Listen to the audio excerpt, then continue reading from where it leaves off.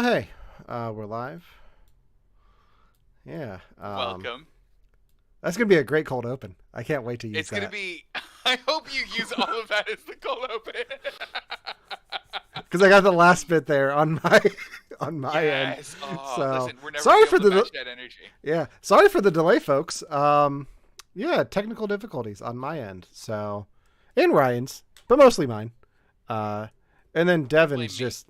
Devin's just got to be in Ireland. So Me too. It's weird. let me Yeah, so it's boost probably your my fault. levels here quick. Oh, cool. All right. For some reason, the Wi-Fi and over there is not really working as well as the British Wi-Fi. Yeah, No. it's protesting. I was gonna say there's some joke in there somewhere. Someone will find I'm telling you, independence may not be the best idea ever. Joke. That was a joke. Joke. Joke. Joke. Hey everybody, welcome to You Have to Watch This podcast. I'm Alan, I'm Ryan. And I'm Devin. and today we're not talking about the Irish Revolution. Maybe That's soon. next. That's next week. Today we're talking about the 1987 film The Running Man, starring Arnold Schwarzenegger and not Jason Sudeikis doing The Running Man on SNL. I'm sad that reel didn't get more views because I was happy with how that turned out. It's a really good reel. Yeah, Hey, everyone listen to this. Go watch our reel. It's a fun one. yeah. It was a really good reel, but from kind of, I mean, to be perfectly honest, Alan, only you and Devin would pick that as like that thing for that. That's We're gonna have to perfectly talk honest. about that. We're Yeah, gonna have to really that's talk. that's the joke. But yeah, before we get into that, we start off the show with talking about things that we watch in pop culture that we want the other guys to know about. So I'm going to start us off this week with the 2022 film Bullet Train, starring Brad Pitt and a bullet train. This film is a lot of fun.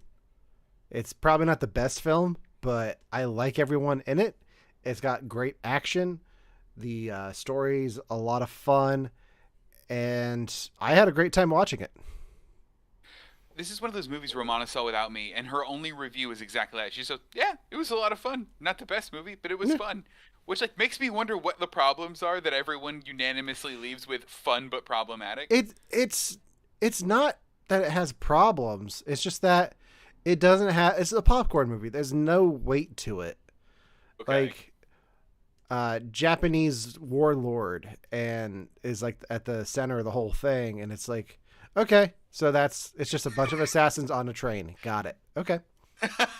Yeah, I mean that's I mean I saw the trailer. I haven't seen it yet, but I showed the trailer to Kristen, and her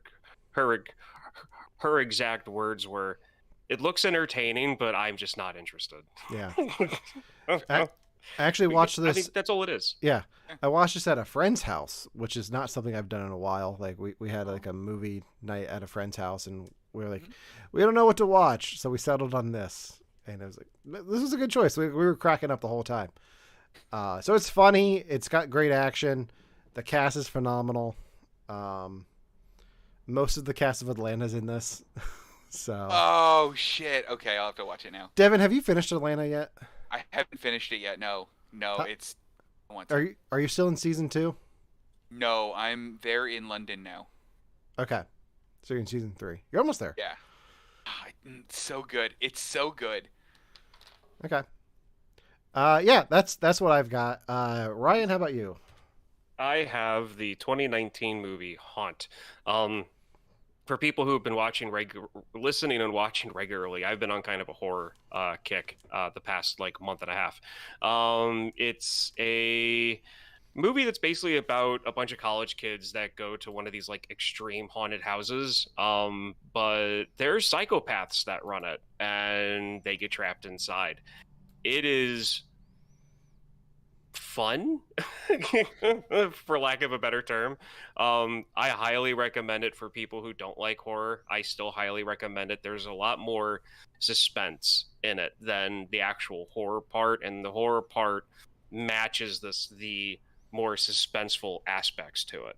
So it's it's a lot of running around. It's a lot of college kids doing stupid things, trying to survive. And it's really low budget, but for this story, it didn't have to be like a high budget movie. So It's fair. Have you guys ever been to one of those haunted houses, by the way, where you have to like sign the waiver and they can touch you? yes, and I'll never Yeah. do one of those again because I'm one of those people that hate haunted houses. Like I don't like I don't I don't like them because in the back of my mind, my unlogical fear is that the haunted house is going to turn into what this movie is. This Oh, if this movie movie hit was on a made. fear. This movie is perfect. It's made from the point of view of like what people who don't like haunted houses. This movie is what we're afraid it's actually going to turn into. The last haunted house, the real haunted house I went to, Devin, was in high school.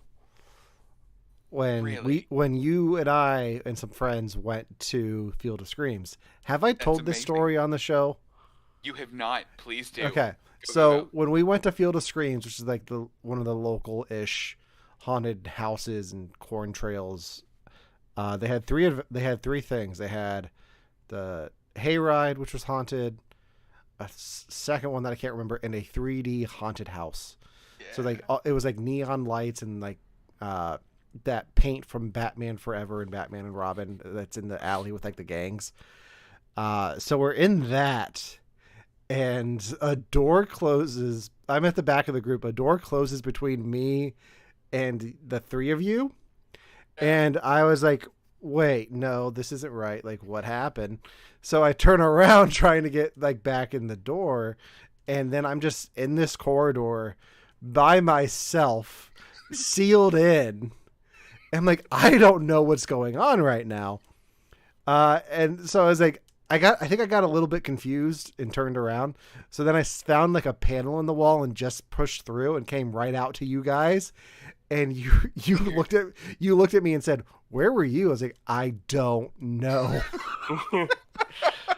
Okay. So I had something.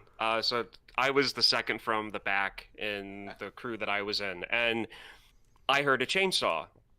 And I'm like, okay, the waiver said that there'd be, like that the waiver said there's going to be someone with the chainsaw in there. You're going to hear it. And I'm thinking, oh, okay, whatever. It's a fake chainsaw that makes the noises. Got it. Mm. So I'm in the back. We're in this like crooked hallway, and I'm like second to the back of the group, and I hear the chainsaw, and I'm like, wow, they've got speakers in here. That sounds really real. That's cool. And then I started smelling the exhaust from the gasoline motor inside the chainsaw, and my logical part of my brain turned off, and I just ran through everyone down the hallway. I used to be the guy with a chainsaw at a haunted attraction, and you're the person we love. That's what we want. Like it's like I knew there wasn't a chain on the saw. I knew that it was fake. It just Doesn't matter. But it doesn't matter. Like It's your visceral. fear instincts just like kick in, and I just gunned it. I just. Oh, I gotta watch this movie now. It's bringing up nostalgia for me. Yeah. So- Devin, didn't you scare a famous director at your haunted house once? Dude, I scared Guillermo del Toro. I was a zombie What? when he was. Yeah. So he toured the haunted house. So I used to work at. I think I'm allowed to say this. I used to work at a place called Scare House in Pittsburgh, which is a more famous than it has any right to be haunted attraction in Pittsburgh. And Guillermo del Toro toured it one time, stopped in my room, and went, "I could live here." Turned around and I went right in his face. Because of course I did. And then he made Nightmare Alley. Exactly. Devin, can you man. move your mic a little bit closer to your mouth? I think that's part of the problem. Is that better? It's a little bit better. Yeah. It's new mic. Okay. It's fine. That's why. Well, I mean, Alan's the judge on if it's fine or not, not me. Well, there we go. It's at least closer. Yeah, I'm watching the levels. You're a little bit louder now. Yeah. Okay, so that does it for We Watch This. Real quick, because we're before it's the Sunday. This Sunday's the big game. You guys excited to watch any of the commercials from that? Cool. And who's playing? I need to know. It's Okay, you're not here, so you wouldn't know. Yeah. Yeah. It's the Philadelphia Eagles and the Kansas City Chiefs. Okay. Okay. So Neat. That is a game. I do want to see the commercials, though. I've heard rumors about who's coming back and what kinds they are, and I think there's a Breaking Bad one that's supposed to happen that I think I really want to watch. I don't think I'm actually going to get a chance to actually see it. So I'll probably watch the commercials later on. But very funny. Supposedly the results of the game were already leaked online. So I'm very interested to see if they stick with that narrative or if they change it up a little bit. What? Yeah. Somebody made like a fake score sheet on a computer and posted it and said, "Look, it's been leaked." Okay. Yeah. So. I'm excited. I'm excited for the commercials. There's a lot of movie trailers coming out. New Marvel trailers for Guardians and the Marvels and some other stuff. But I'm also most excited for the Dunkin' Donuts commercial because the Ben Affleck one. The Ben Affleck serving J-Lo in the drive-thru. Because it's wicked smart. Have you guys seen the Ben Affleck meme where he's sad boy at the award show? Oh, because you can tell he clearly did not want to be there. I mean, like, most of them probably don't want to be there, but feel like they have to. It's the Grammys. No one wants to be there. Yeah. Right. Yeah, I didn't watch any of the Grammys. The Grammys is like the one award show I do not care about. No, because it's music. It's not movies. That's why. Yeah, pretty much. But yeah, my webcam keeps doing a weird thing. Oh well. At least you can see me. At least you can see me. I thought I was blinking. No, there we go. It's my camera. All right, so let's get into today's main topic: the 1987 film *The Running Man*, starring Arnold Schwarzenegger. Yes. Okay, so *The Running Man* came out in 1987, just like Alan said. It is a movie based on a novel written by Stephen King that came out earlier in the 80s. The only thing in common with the book is the general premise of a violent TV show and the main character's name. That's it. So I'm not here to talk about the novel at all. It was a novel written by Stephen King. Moving forward, the movie came out, and it is one of my favorite just turn off your brain action movies. It does have a bit of social message, undertone, dystopian future stuff in there, which I'll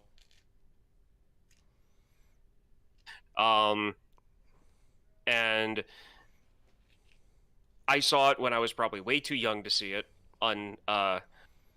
uncensored. I was probably like 5 or 6, and I feel like this movie, along with some others, pretty much dictated the type of movies that I find entertaining. And so I've seen this on VHS, I've seen this on DVD, I've seen it on Blu-ray. I don't own all of that, I just own it on DVD. But yeah, it's one of my favorite Arnold Schwarzenegger movies. What's your guys' history with it? Devin, go ahead. I know the dance that Alan posted in the meme. That is it. I've seen so many people do that dance. I didn't know. I was actually waiting for the dance to show up in the movie, as I was so familiar with it. Devin, they're not one and the same at all. I get it now. I had to wait till now. Devin, it looks like you're the only one here with room behind them. Can you do the Running Man for me? Isn't it just like this? Like, isn't it just like someone doing this? You gotta get the feet going too. All right, hold on. It's like that, right? You can kind of see my feet. Sure. A little bit.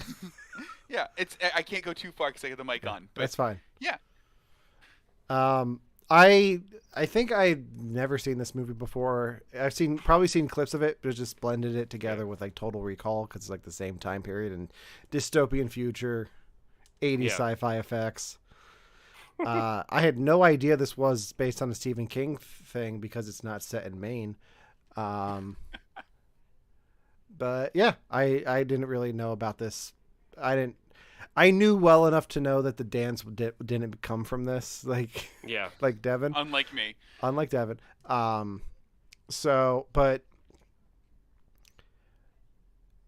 yeah, I didn't know it was a Stephen King thing. That kind of surprises me because I didn't do any research on this at all. It's a cool Yeah, fact. yeah. No, I mean, Stephen. Okay, so to get a little bit deeper into it, then,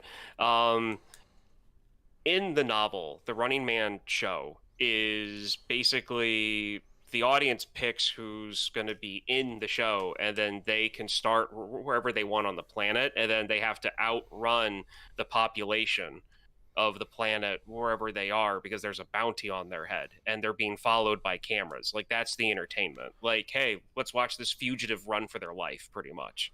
And it's set in 2025, not 2017, but still the same premise. There's, the world economy collapse. There's, rampant violence across the planet. So, yeah, you could say like the movie called it a little bit too early, and then the book was probably fairly accurate. Yeah. Yeah, So gross. wait, so the book is more worldwide with the manhunt instead of just like a few city blocks. That's way more interesting to me than this.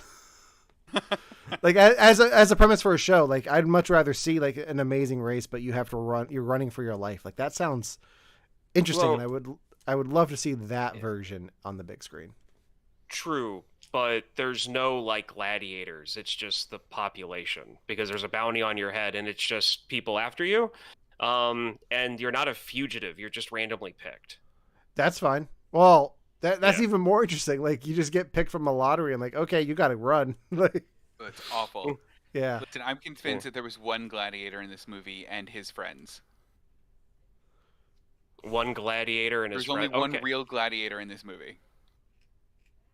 Who? Because I have very strong opinions about the actors that they had play the gladiators. Really? I have very strong opinions about one of them. Yes. Jesse Ventura.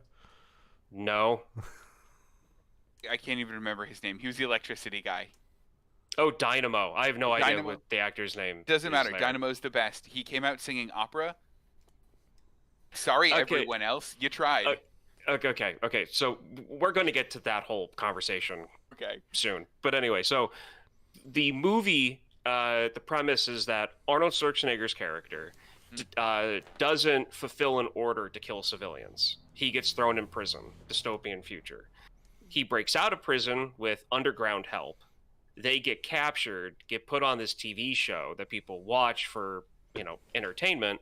They have to outrun these executioners that are basically like gladiators. And Arnold Schwarzenegger, who doesn't care about the resistance, ends up joining the resistance, comes back onto the show, and they uplink the actual video of what he actually did, and it's supposed to start like the revolution. That's the movie in a nutshell. Sure. Do you guys think I covered that okay? Oh yeah, you nailed it. There are like subplots and stuff you didn't catch. Yeah, subplots. No, Who cares about subplots? that's the movie. For you have to watch this podcast. I'm Alan. Okay, so did you guys enjoy it? Oh yeah. I mean, what's not to enjoy about this movie? I'm a sucker for Schwarzenegger making like punny jokes, and this is filled with some of his classics are in this. Like he says, "I'll be back," and I was like, "Oh, Yeah. wrong movie," but okay. I didn't expect that. But he had a few one-liners in here. I was like, I see you turning your skin starting to turn blue there, Mr. Freeze. Like, okay. Yeah. Just gonna say, here's Sub-Zero, now regular Zero. I cringed at that one. Like That- real life just That is the worst one in the whole movie. But he learned his lesson because what killed the dinosaurs? The Ice Age. Like classic. his heart goes cold. Do you please have mercy? Yeah. And because I saw this movie before I saw the original Terminator, I think by maybe 6 months. So to me, this is the movie that's for me personally, like the I'll be back comes from The Running Man, not from Terminator, even though Terminator came out in 82. And you know what? It was a good comeback line to that. So I'll be back. Yeah, in Yeah. reruns. Good. Yeah. That's what you say to him. Exactly. The problem with that line is now, like, you have to explain to people what reruns are. Oh, gross. I didn't even think about that. That's fair. Yeah. Anyway, times are changing. Let's move on. So one of the things that dates this movie for me, when it comes to anything dystopian, if you watch anything dystopian from like the 90s, 80s, even some of the early millennium stuff, movies like this, like these, I'm just gonna call it a cheap action movie. From these cheap action movies, is they try to pull elements of what we learned that like communist Russia used to do and what Mao used to do. And I'm going to point to our artwork for this movie and one of the openings, one of the early scenes. Ben Richards, Arnold Schwarzenegger, and his buddies have snuck out of where the prison is, and they go into like the work camp, like the tent city. And there's a billboard, and there's a lady talking on it, and there's a line where she says, you know, "Curried kids, today is double bonus month. Turn in a family member, and you'll get double points." That's the whole Mao thing in like communist China and getting the kids to. American action movies love to harp on, hey, look, dystopian, here's this stuff we learned about communist dictators to like drive the point. So stuff like that in this movie really dates it for me, but I was younger when watching this, so I don't really care. Or it doesn't bother me that much. Now,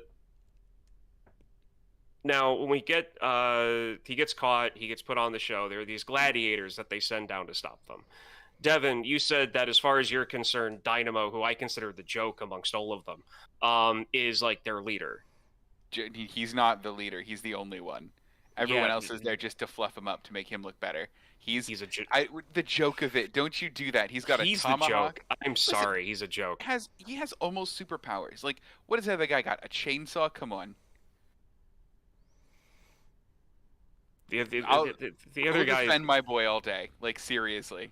I don't understand the connection between opera and having like an electric suit with a mohawk. Like I don't get it. You've obviously never been to the opera. No, sorry. Only the culture to us will get this. Whatever. If you think Dynamo's like the if he's your favorite, that's fine. You can pick him. I mean, 100%. That's fine.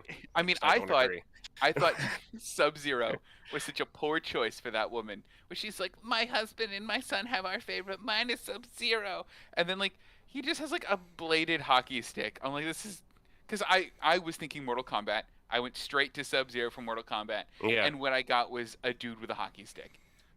What you got was you got a hockey goalie. Like that's pretty much what you got on that.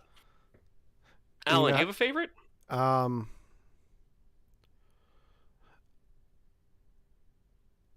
Oh, do I? Who would, out of everyone shown, who would you have picked if you were a audience member? The one who ended up winning in a deep fake. He was passionate about it too. Yeah. He was like, I'm not wearing this for my art, and like threw his costume on. Yeah. The American guy. Yeah. The Jesse Ventura character. Yeah. Okay. Honestly, I'm drawing a blank on the rest of them right now, but I liked him. I liked what they did with him. Like he's like a former champion who now is like the Richard Simmons on steroids. Literally. I liked how they brought him back into it, and he like his whole thing about I'm not wearing this, and then I liked the deep fake thing. I was like, oh, so that's kind of accurate because that's kind of like that's what they're doing on Sunday at the big game. So because we already know the score. Right. I was like, wait a minute. Okay. So let's get it before. So Jim Brown is in this. One of the most famous, as far as I'm concerned, one of the top 3 running backs in NFL history. He was Fireball. Oh, okay, got it. And in fact, movies ended his career, which we'll do that later on in in the year. I'll bring that movie up later. But yeah, whenever I see him in a movie, I get excited simply because of just everything. The fact, like his football career, how it ended, him ending up going into movies, and then how they have like he's kind of like the angry, stern one the entire time, doesn't really say much, and then they call him, and you just tell he's bloodthirsty, like he wants to, you know, he wants revenge, and he ends up making a mistake. Yeah. So what did you guys pull from like the dystopian future when it comes to the entertainment side of things? Because this is one aspect as an adult that I really like about this movie. It's not far off from what reality TV becomes, like minus the whole chase them to the death thing. Yeah. Like anything like this where it's like game show reality based, like it's kind of accurate because we have shows like The Amazing Race and Survivor, which this is kind of a mix of those.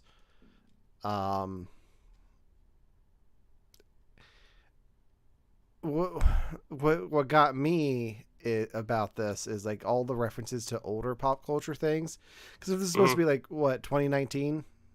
2017, yeah, so it's around the same time. Well, it starts in 2017, but then they time jump to 18 months later. So, like 2019. Yeah, 2019. Like there are references that are made throughout the movie, like Gilligan's Island, which is a dated reference for us, but then also like somebody calls someone Mr. Spock, and they're like, "Who's Mr. Spock?" And I'm like, I mean, luckily Spock still makes sense. More so than Gilligan's Island, because they've rebooted Spock a few times. They haven't done Gilligan's Island yet. Yeah. I say that, and then I'm going to read on the Hollywood Reporter that just greenlit a reboot of Gilligan's Island. Oh, I don't know that we need it. It'll star Pedro Pascal as the skipper. Yeah. All right, I want it. There we go. Change my mind. No. Yeah, no. But I mean, when it comes to the basis of the the country, government, whatever you want to call it, that this movie set in, I would not be surprised if those are supposed to be referencing stuff that was censored, because it's something that they talk about in the movie too. That there was a ton of censorship that happened to them to get to where they are, and I would not be surprised because it was the rebel leader that did the whole Spock thing. So I would not be surprised if like Star Trek was censored out. And well, you know who the rebel leader in this is, right? I honestly don't. No. His name's Mick. His character name is Mick. Who do you think they get to play Mick in this? His real name's Mick. Like, name a famous Mick. I would say Mick Jagger, but it's not him. It's not him. Musician, though. Carthy? Musician. I have no idea. Mick Fleetwood. No. Of Fleetwood Really? Mac. Yeah. I remember seeing that name in the credits. Yeah, Mick Fleetwood. Wow. And if you don't love him now, you'll never love him again. Oh, well done. Tusk! Yeah. Good. Yeah. So one of the things too that I tend to roll my eyes at whenever I see it, it's when he goes to his brother's apartment, and the female lead, I do not remember her name. I do not remember the actress's name. She's watching a workout video. Yeah. And this has to do with just the 1980s action movies, sexualization of characters. She's working out in a nightie. Yeah. It was very weird.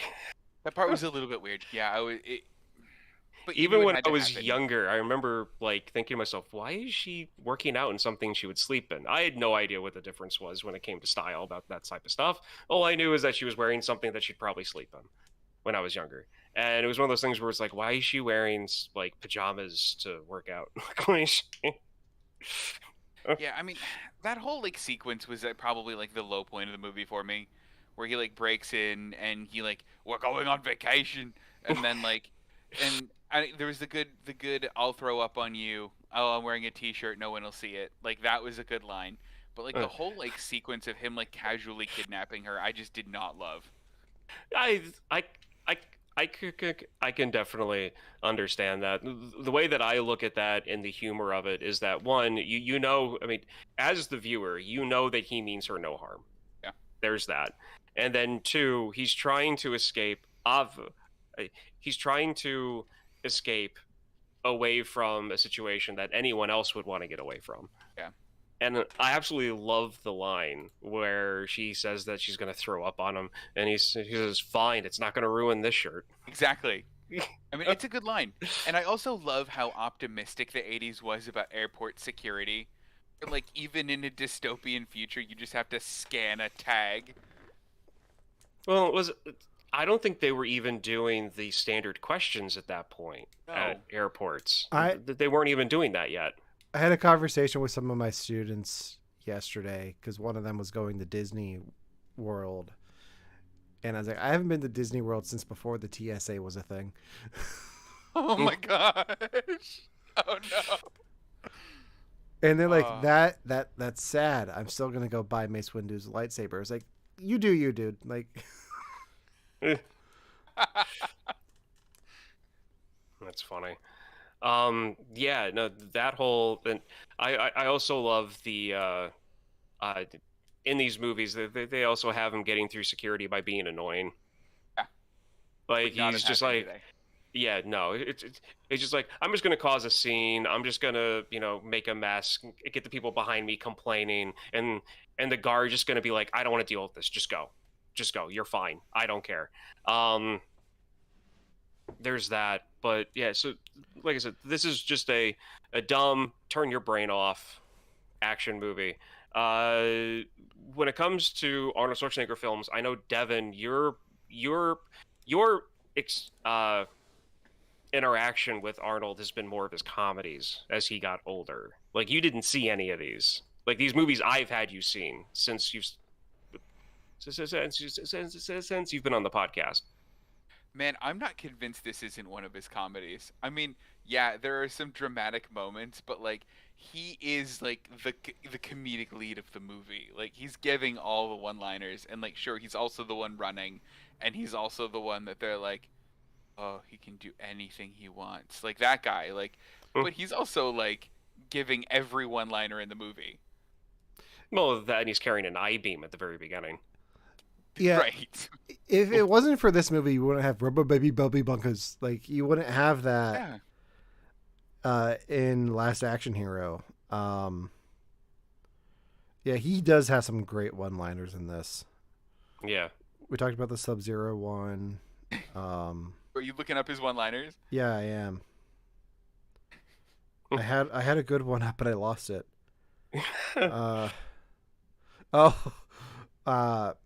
Fireball enters the game, and Amber says, Jesus Christ, he's a guess again. That's right. I'm not into politics. I'm into survival. Yeah. I wasn't elected to read. I was elected to lead. Oh, it's I don't know. It's just wonderful. Like, yes, his action parts in this are great, but it's this bit that I love about this movie. I feel like getting into the late 80s and into the 90s, this was his transition from like movies like Predator and Commando and Terminator, and he started getting into movies like Kindergarten Cop and Junior and stuff along those lines. And I feel like this movie was kind of his turning point to where writers and directors were like, hey, this guy can be funny. He just isn't, some, meathead to walk around set. Like, this guy can actually, like, has good comedic timing. You know who wasn't around for those conversations? Joel Schumacher. No, he wasn't. Yeah, like, Schwarzenegger's career is very interesting because there is so much action, but like when you get into the 90s, it is pretty split. Because there's one Schwarzenegger movie that I have on the list for you guys to watch. Because I don't think Devon's seen it, at least. Ryan, I think you have, and that's True Lies. Mm-hmm. Okay. Yeah, I Have you haven't got- seen that one. Okay. It's probably my favorite James Cameron movie because it's the least popular James Cameron movie. Because it's one of the ones that didn't make $2 billion at the box office. But it's on the list that I'll probably get to soon. But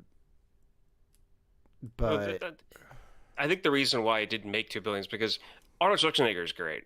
People will go see him, but he definitely has a cap on the type of how many people he can draw. And then Jamie Lee Curtis can also just pull in so many people as well. Yeah. So I mean, well, and you got to take into effect movies don't make $2 billion before Titanic or between Titanic and Avatar. Like that's not something that happens. Like Titanic was in the theaters for a year. Yeah. That's how it made $1 billion. And Avatar 2 made $2 billion somehow. Wow. Because one of the three of us saw it. You take that for every three people, like that's $2 billion evidently. That's fair. Yeah. But yeah, Schwarzenegger's career is so interesting. Because I don't know if you guys know this, but he was governor of a state for a while. Doesn't make any sense. I don't know how that happened. Because it's California and he's Arnold Schwarzenegger. California. Yeah.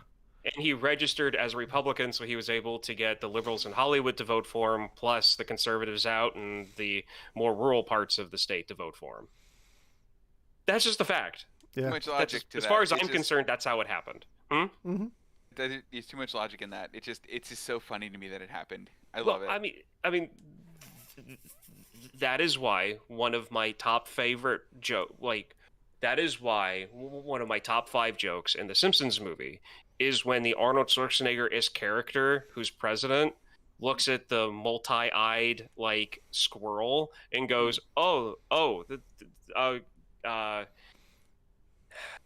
it reminds me of weekends is at the Kennedy compound. Because he married a Kennedy, but he still ran for governor as a Republican, which to me is hysterical. Yeah. Just on that fact alone. Yeah, but for Devon, Allen, I will get to you with this question after Devon because of how weirdly he was with Arnold Schwarzenegger prior to all this. Yeah. Where does this land for you on the movies you've seen? This lands below Terminator 2. Okay. In terms of sheer Arnold Schwarzenegger movies. Or just that or just your like scale. This is sitting very firmly around, and it's because it's another Arnold Schwarzenegger movie. This is sitting very firmly around Jingle All the Way. Because, listen, I will go back to this movie to watch it for fun. If I'm in the mood for Jingle All the Way, but it's not holiday time, I'm putting this one on. Put the cookie down. Yeah, exactly. Nobody likes you, Booster. Oh, it's so good. Okay. I never thought I'm not a fan of Jingle All the Way. I'll be perfectly honest. I'm not. It's fine. We can agree to disagree. I'm disappointed in you. Just know that. It's fine. I completely understand. You're a fan of Dynamo. I don't understand that, but it's okay. You think he sings a little song after he kills someone? I hope so.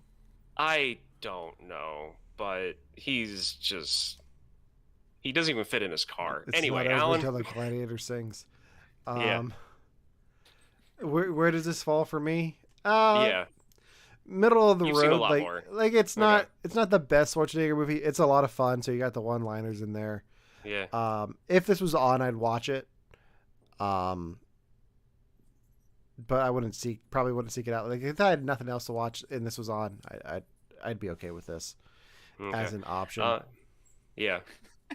So, getting to reruns not being a thing anymore, Alan, you mentioned that. Yeah. I think we have to change a term that we, as millennials and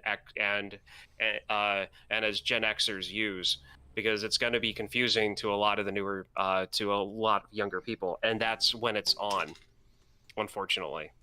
Oh, yeah. Probably. So, I think with the term that would take over that would be if it was recommended for me. Or does when does it drop? Or when does it release? Well, I mean, Well, think about it. An older movie like this, you're gonna have to come across it by accident, meaning that it comes up on your recommended list on Netflix or Hulu or whatever. one thing I will say about that is I've seen several streaming services starting to implement channels where there's just something playing on there at different times. So there'll be the Star Trek channel or the 90s sitcom channel or 80s sitcoms or movies, and it's just random things playing throughout the day. The two that I'm thinking of are Paramount Plus and Peacock. They both have this. What I like about that is at the end of the day, if I have decision fatigue, I don't want to choose anything, I'll put those on and see what's on those channels. And okay, yeah, I could go for some Frasier. Yeah, I could do some Modern Family. What I don't like about the Peacock model is that it's all most of it's on demand. So when you click it, it starts the episode from the beginning. It's I don't want that. I want to pick up the last 5 minutes of an episode and see what happens next. I don't want it to start from the beginning. You're committing me to something I don't want to commit to. Just let me pick up the third title card of a Frasier episode and I'll be happy. Or the other night, I have Showtime on Paramount Plus, and I was let's see what's on Showtime, and Gladiator was about to start. I was you know what? I could watch the first act of Gladiator, and I did. Which, for people who don't know, Gladiator was the first film Ryan had me watch on this podcast. I love that. I didn't know. Which on some special occasion I'll probably... Devin, have you seen Gladiator? Of course I have. Yeah. Okay, never mind then. Yeah. I was gonna say we could probably revisit it, but you've seen it, so I'm not gonna worry about it. I mean, we have our what is it? 7-year anniversary coming up next month. So. Aw, guys, that's the diamond year. You're buying us diamonds? Yes. Just you wait. Glass. Just they better be glass. Better be glass. Better be fake. They will be. No, they will be. Okay, good. I know how you feel. They will be. One of my favorite movies ever when it comes to changing or enlightening me to something was the movie Blood Diamond. I have to make you watch that at some point. You've never seen it? Oh. But you already know about the whole thing, though, right? Oh, of course you I do. know about. Absolutely. Okay, yeah. Oh yeah. Yeah. So not real ones, I promise. Okay, good. But yeah, so Running Man, Arnold Schwarzenegger, generic 80s action movie, a bunch of one-liners. You get to see Arnold in a tight Adidas tracksuit with padded arms. And then before I'm done, I just want to ask Devin. Devin, did you truly go into this movie thinking Power Rangers like you said you were going to? No, because so when you said Running Man, I Googled Running Man and saw him in the tracksuit and went, I think I saw him and I probably saw a shot of Dynamo and went, this is going to be Power Rangers. Oh no. And then forgot all of that happened and then went into this awkwardly blind and didn't know what to expect and was drawn in from the first scene in the choppa. So it was great. Okay. So, yeah. I mean, Alan, did you want to add any last thoughts or anything? It's morphin' time. I want everyone here to know that we were doing Arnold Schwarzenegger doing Elvis before this podcast. We were, yeah. It was a gem. What was it? I'm all shook up. Ain't nothing but a hound dog? That'd be funny. I think we did that one.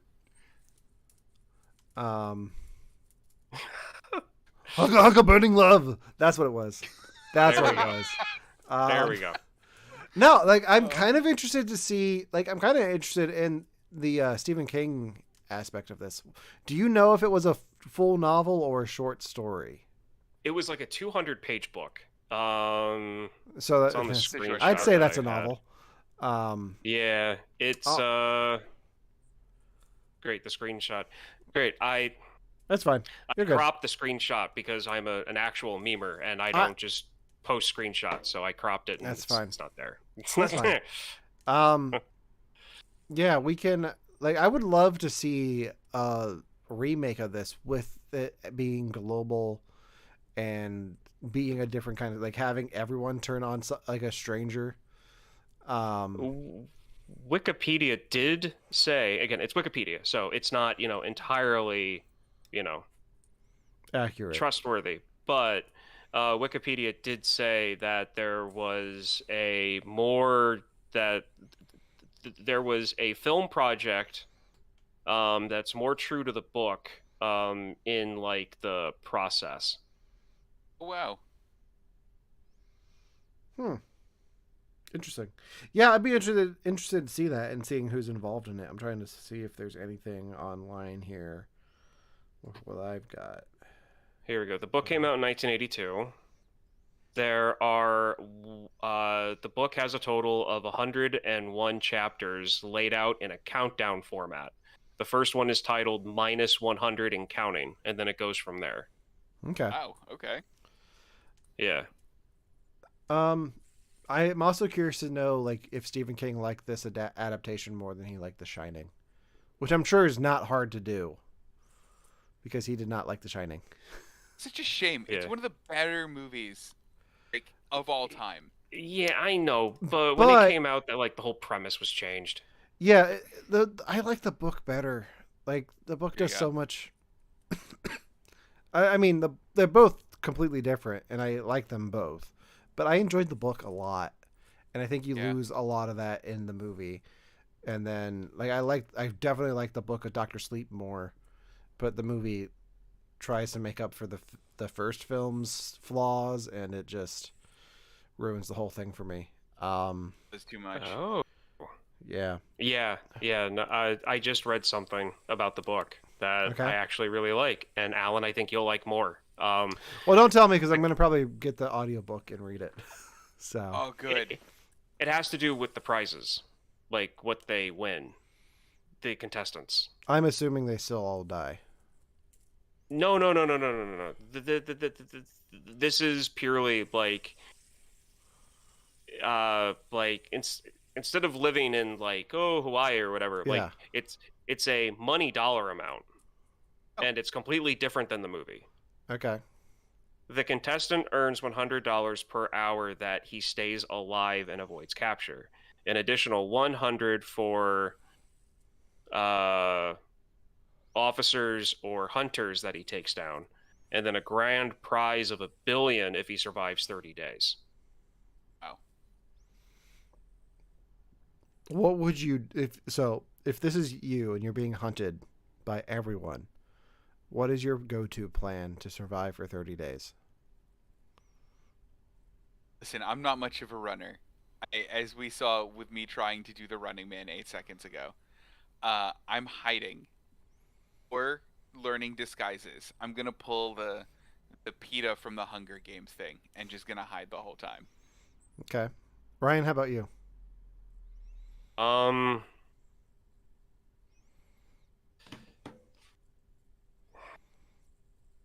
Going homeless in a major city. Yeah. Okay. So kind of the hiding thing too. Kind of like the whole hide right out in public thing. You're not literally gonna run though. I'm going to I'll travel, but very, very slowly. Okay. Like it's gonna be one of those things where it'd be like, okay, well, I'm gonna hunker down here, and if I can survive 5 days in the city and no one finds me yet, then they're going to assume I'm not here, that I'm somewhere else. So then it'll be easier for me to slip out and then go somewhere else. Fair. Boxcar train. I just take the It's train. not a bad call. Hop on a boxcar, hop off.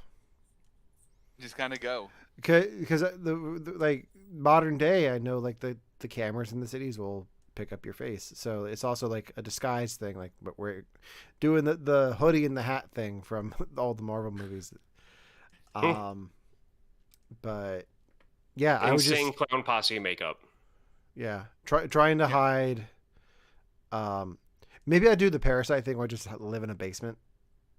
Oh, that could work. Yeah.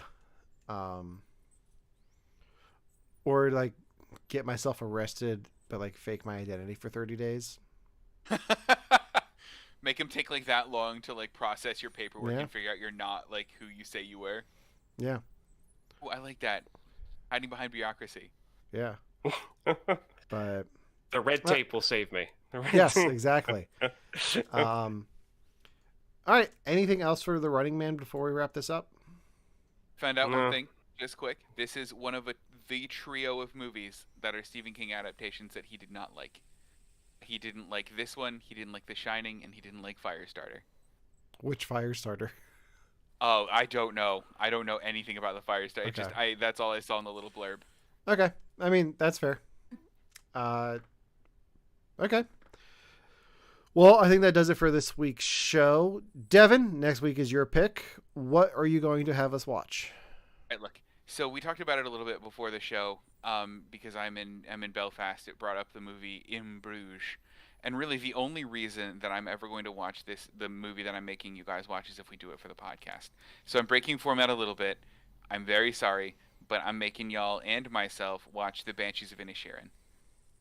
It is up for an Oscar, correct? It's up for several. Best Picture, Best Actor, 2 nominations for Supporting Actor and Supporting Actress, at least. I think there's some other ones. Ow. But yeah. That's what we're doing. If you have not seen the movie, I highly recommend going into it blind, because I didn't know anything about it, and I was like, oh, this is what this is about. Okay. It's very fitting that this will be our Valentine's Week episode, because it'll be like a bromantic episode, kind of. Not really. Maybe. I don't know. But we will not be live on Valentine's Day because we are all married and want to spend time with our wives. So we will be streaming live on Sunday night at 6 p.m. Eastern time, probably. Good. I don't know. If you want to find out for sure, make sure to follow us on Facebook and Instagram. You can also watch older episodes of You Have to Watch This podcast on our YouTube channel. If you haven't already, please go over there and hit the subscribe button. It'll be great if you could do that for us. You can also listen to You Have to Watch This podcast on all major podcasting platforms, including Spotify, Apple Podcast, and Pandora. A lot of fun things coming out from us in the near future. So stay tuned for that. We have some events coming up here in April, and then a big one coming up in August. So in the meantime, for You Have to Watch This podcast, I'm Alan. I'm Ryan. I'm Devin. And we'll see you next week. So good. Thank you. Thank you very much. Thank you. Thank you very much.